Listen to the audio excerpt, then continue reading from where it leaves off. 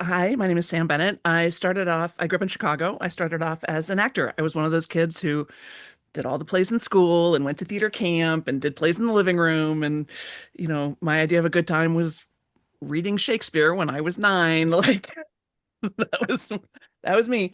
And I had a pretty good career first in Chicago. I was with the Second City Theater in Chicago, if there's any comedy fans out there.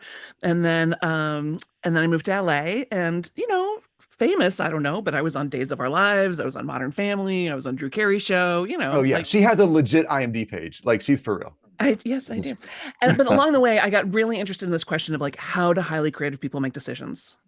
How do people like entrepreneurs, like coaches, like healers, like teachers, like artists, how do you know what to focus on, what your niche is? How do you know how to market it? Like that seems to be working for that guy over there, but that makes me really uncomfortable. And I used to do that, but I don't think that'll work anymore. Like, how do you know? Because there's no right way, right? There's no right way to run a business. There's no right way to be a parent. There's no right way to be a friend. There's just your way. So how do you figure out what your way is, especially when you're a little bit smarter than your average bear? Um, so I started teaching this class called Get It Done in a church basement in Van Nuys, California to like 11 people. And I might have been charging them $75 and felt really weird about it. I know the first time I ever offered it online, this is back in the instant teleseminar days.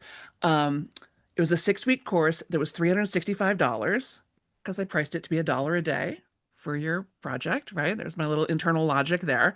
It can help if your pricing has some internal logic. Uh, but I gave people a 10-pay plan. You could pay $36 a month for 10 months to take this 6-week class. That's awesome.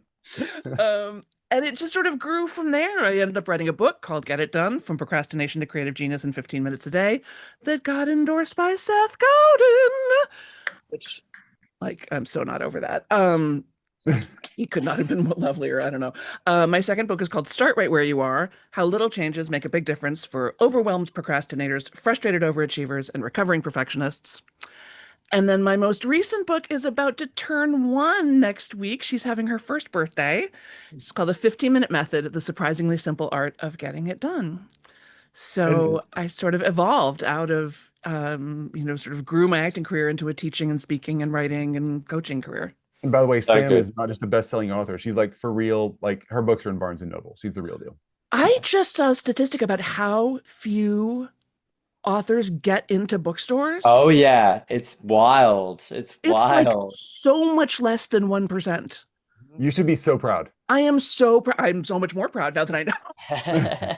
But yeah, I'm very proud. I'm very proud and I'm very pleased. And Get It Done is 11 years old now and still selling Wow. like hotcakes. Audible, That's so good. ebook. That's so good. Hey, tell us. So, like, you obviously there was as you were building and growing this stuff, right? You came across Chris and Group Coach Nation at some point. What was happening for you at the time when you came across them and you kind of entered into their world? Yeah, I had sort of hit my own glass ceiling. I mean, my I've been very fortunate. My business has always, done pretty well. I hit sort of, I don't know, mid 6 figures pretty early and sort of stayed there. But I was kind of banging my head against $400,000. Like I just couldn't break through that $400,000 mark. And I've been doing it for long enough that I was pretty sure the problem was me. Who resonates with that? You've gotten to a point, knuckles into the screen or fingers into the screen, when you realize, hey, I'm actually the problem here. Yeah, Yeah. because for a while you can go like, oh, it's the economy, oh, it was their bad time of year, oh, it wasn't the right this, but eventually you're like, no, it's the common denominator is me. um, and and I knew and the minute I met the group, not only did it help me enormously having a very real and practical strategy to figure out what I was doing, because I'm a high creative and I work with high creatives, I was also a little used to like, oh, that's a good idea, let's do that. Oh, that's a good idea. Let's do that. Oh, that's a good idea. Let's do that.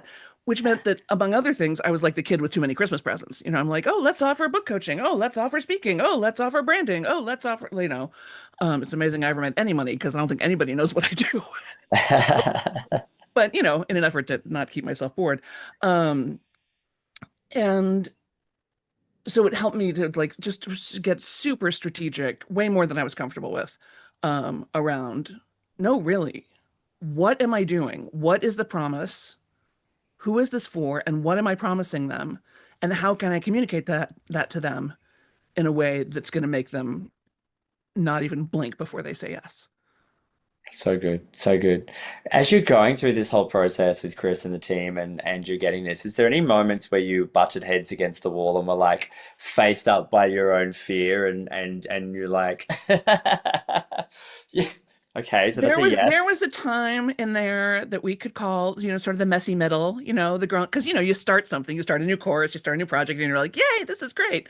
And then you get to that like middle, and it's like, oh, this is the hard part. This is the slog. And during that, there was a time definitely when I would not put on makeup before the summit meetings because I would just cry. I was just crying. Mhm, mhm, um and not really pretty crying either. No, just really, it was, yeah, it's hard. It's hard. There's a reason most people don't do this, because it's mhm. hard. And it's not so much that the work is hard. I mean, we're all hard workers. Everybody, you're tired at the end of the day no matter what. Yeah. It's the inner work of looking at your own blind spots, which is a neat trick, of standing there, taking it when you've got a room full of brilliant people. And this is really the genius of Group Coach Nation, is the other people in the group are astonishing. They're brilliant, they're lovely, they're wise, they have a great sense of humor, they're spiritually connected, they care so much about their work and the people they serve, but also about each other. And so to be able to take comments and criticisms and ideas and suggestions from them was, I had a little pride to dial down. Like, okay, Sam, maybe you don't know everything. Maybe you could listen carefully to what they're saying, even though, like, initially I'm like, that's a dumb idea. Wait a minute, is it? Oh, Mhm. actually, no, that's a great idea. Yeah. Um, and I will also say the other thing that makes this hard, that almost no one, you read these sales pages, and you would think we all live on a golden bubble floating up in the sky, right? You're like, and my life was perfect in every possible way. It was so easy. And the fact of the matter is, it's never really that easy, and life keeps happening, Yeah. and me and all the other people in the cohorts that I've been in Group Coach Nation, like, we're also, not only are we trying to build a business, which is hard enough, but we're also going through life stuff. Yeah. Kids are Yeah. having problems, we're having problems, our parents are sick, dying, dementia, whatever, or just impossible. You know? We're moving house, like, you have to juggle the rest of your life as well as run this business. And again, just to have a group of people who are cheering you on and there for you, and who are willing to say, like, oh yeah, I know a lawyer in South Dakota. Oh yeah, Yeah. I know, you should call my friend Mhm, so and so. I've made so mhm, many great friends in this group. mhm. Put an impact into the chat from the breakouts that we've already had today. If you've already met some phenomenal human beings that you'd love to continue to be in community with, Hmm. yeah, like this is really, really powerful stuff when you're around like-minded people finally that get you. Sam, so now that you've been in the environment for a while, you've been in a few different containers. Can you talk to us a little bit about the transformation that's happened in your business as a result of being in the Group Coach Nation containers? Like you said, you were hitting that 400K ceiling before. Like, what's the future looking like now? You've got 3 books now. You've like, where are you? Yeah, I have been very pleased this year to, after really, I've been very pleased this year to uh, launch a program that really suits me and my abilities and my schedule and gets really good results for my people, and Yeah. is a nice sort of blend of launch model and evergreen Mhm. that I don't think I knew was possible before this. Yeah. But with Chris's insights and Olivia's insights and the work of the group, I put together this thing that's a little unusual, but it's great to not to get out of that launch model thing of, like, big push, big push, big push to launch the thing. Oh, great, we launched the thing.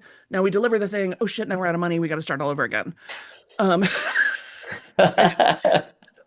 or Yep. the evergreen thing, which, it's it's just hard to maintain. That's all. It's just Yeah. you're sort of putting yourself in a position where you're constantly at launch, which Yeah. is also exhausting. Yeah. So finding this new sort of business model has really helped, and I have definitely narrowed down the number of people I am working with and upped Mhm. the prices. Yes, we love that. We love that. And then so just one last question from me, just around the impact of this on your life. So now it sounds like you have a blended model that you mentioned before that like kind of fits with your life. Yep. What's become available to you now in terms of the freedom that you have as a result of all of this? On Sunday afternoon, just this past Sunday, I sang in a gospel choir concert. And I will tell you right now, the only reason that happened is because Olivia, who is on the team at Group Coach Nation and who is the kindest, most brilliant woman you'll ever meet, she and I pinky swore with each other that we were going to do more singing because it's something we both really enjoy. And so when the opportunity came up to join this sort of pickup gospel choir, I was like, oh, I have to, Okay. because I promised to Olivia. So I got Okay. to sing in this Beautiful. concert that was like such a soulful event. Like, I don't care who you are or what your religious Yeah. background is, there was nobody who was not blessed by that event, especially me.